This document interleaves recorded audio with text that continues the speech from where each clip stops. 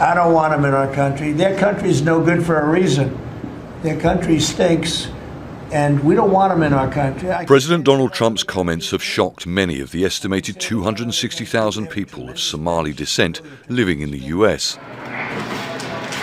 Bahaja Ali owns a cafe in Minneapolis, which is one of the largest Somali communities in America.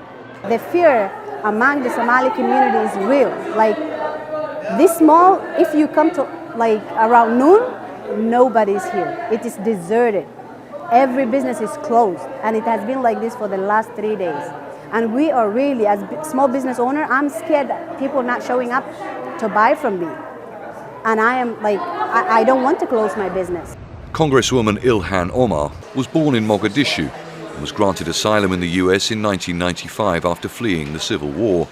She has since had a successful political career and is often outspoken about Trump's policies. The president has always had very bigoted, xenophobic, Islamophobic comments when it comes to people who are of Muslim faith or people who are black.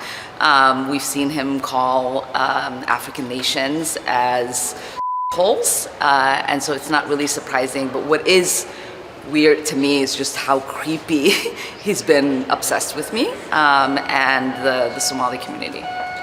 Trump has ratcheted up his anti-immigration rhetoric since the shooting of 2 National Guard troops in Washington last week. An Afghan man has been charged with murder. He has pleaded not guilty. Trump has promised to freeze migration from what he describes as third world countries. This was the reaction from people in the Somali capital. This is intolerable. Trump insults Somalis several times every day, calling us garbage and other derogatory names we can no longer tolerate. Our leaders should address his remarks. My view of the US and living there has changed dramatically. I never thought a president, especially in his second term, would speak so harshly. Because of this, I have no plans to travel to the US. Trump has stepped up his criticism of Somalis living in the US after what has been described as reports in a conservative news publication said taxpayers' money from defrauded government programs was being sent to Al-Shabaab, an armed group operating in Somalia, which the US designated a terrorist organization in 2008. An investigation is ongoing, but little evidence has emerged so far. Charles Stratford, Al Jazeera. Now, hundreds of thousands of Somalis fled when their government collapsed and a civil war broke out in 1991. Those who sought refuge in the US were granted protected status. It's something set to expire in March of next year, but President Trump is threatening to revoke it. Data from the US Census Bureau shows that about 260,000 people of Somali descent are living in California, Washington, Ohio, and Minnesota. The largest community is in Minneapolis, St. Paul's. It's home to about 84,000 Somalis, most of whom are actually American citizens. More than half of the Somalis living in Minnesota were born in the United States. Among those who were not, the vast majority, 87%, are naturalized US citizens. Minnesota State Senator Omar Fateh says the hateful rhetoric has real-life consequences for Somalis in the US. It was hurtful, it was shameful, it was disgraceful.